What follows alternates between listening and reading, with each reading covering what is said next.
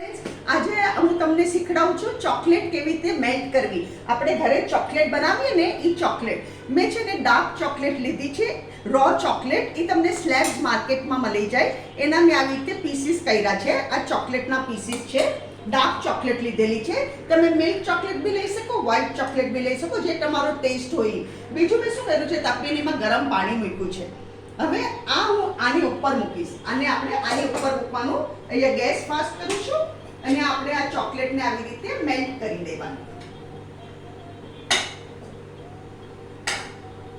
આ ઘરે બહુ સરસ ચોકલેટ બને આપણી.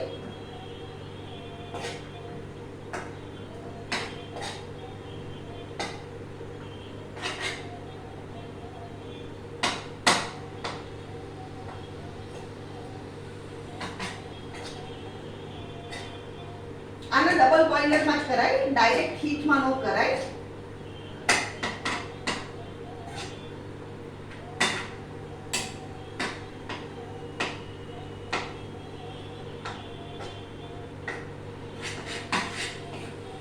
આને હલાવ્યા કરવાનું આપણે.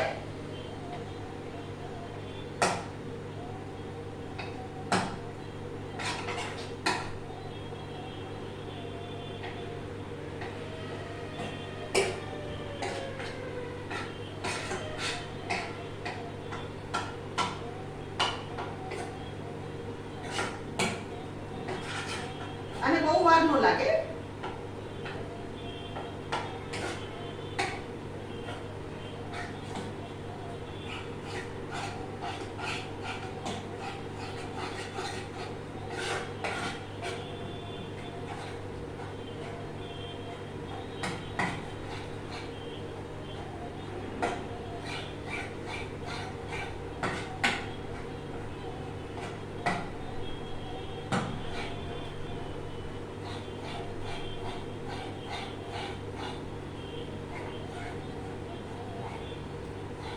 અહીંયા હું આ બંધ કરું છું ગેસ.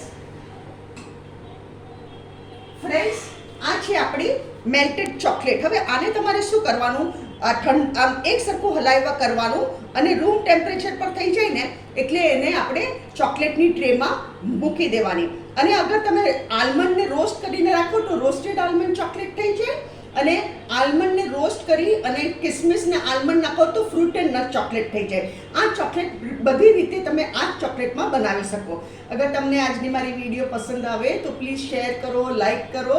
તમે જરૂર બનાવો, કમેન્ટમાં જરૂરથી લખો અને મારી ચેનલને જરૂરથી સબસ્ક્રાઈબ કરો.